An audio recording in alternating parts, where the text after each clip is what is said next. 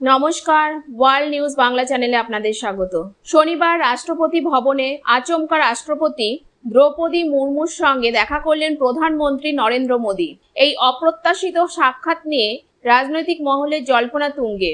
প্রশ্ন উঠছে, ঠিক কী কারণে এই জরুরি বৈঠক? এর নেপথ্যে কি লুকিয়ে আছে কোনো বড় রাজনৈতিক সিদ্ধান্তের ইঙ্গিত? 17 সেপ্টেম্বর 75 বছর পূর্ণ করতে চলেছেন প্রধানমন্ত্রী নরেন্দ্র মোদী। আর এই বয়সের বিষয়টি বর্তমানে যাবতীয় বিতর্কের কেন্দ্রে। কারণ বিজেপি এবং আরএসএস এর মধ্যে 75 বছর বয়সের পর সক্রিয় রাজনীতি থেকে সরে আসার একটি অলিখিত নিয়ম রয়েছে। লালকৃষ্ণ আদবানি এবং মুরলী মনোহর যোশীর মতো প্রবীণ নেতারাও এই নিয়মের কারণে মার্গদর্শক মণ্ডলে জায়গা পেয়েছিলেন। তাহলে কি এবার প্রধানমন্ত্রী মোদীও সেই একই পথে হাঁটবেন? এই সাক্ষাৎ সামনে আসার পরেই সোশ্যাল মিডিয়ায় নানা প্রশ্ন উঠতে শুরু করেছে। রাষ্ট্রপতি ভবন থেকে তাদের অফিসিয়াল এক্স হ্যান্ডেলে নরেন্দ্র মোদী দ্রৌপদী মুর্মুর বৈঠকের একটি ছবি পোস্ট করা হয়েছে।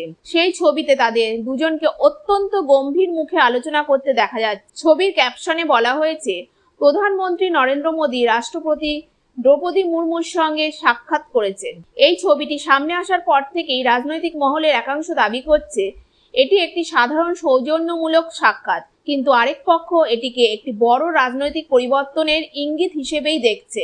সম্প্রতি আরএসএস প্রধান মোহন ভাগবতের একটি মন্তব্য এই জল্পনাকে আরো উস্কে দিয়েছে। ভাগবত বলেছিলেন 75 বছর বয়সে সক্রিয় রাজনীতি থেকে অবসর নেওয়া উচিত। তার এই মন্তব্যের পরে প্রধানমন্ত্রী মোদীর রাষ্ট্রপতি ভবনে এই আকস্মিক সাক্ষাৎ নানা প্রশ্নের জন্ম দিচ্ছে। তাহলে কি প্রধানমন্ত্রীর পদ থেকে সত্যিই ইস্তফা নেবেন নরেন্দ্র মোদী, নাকি এটি নিছকই একটি গুজব? এই প্রশ্নের উত্তর হয়তো আগামী কয়েকদিনের মধ্যেই পাওয়া যাবে।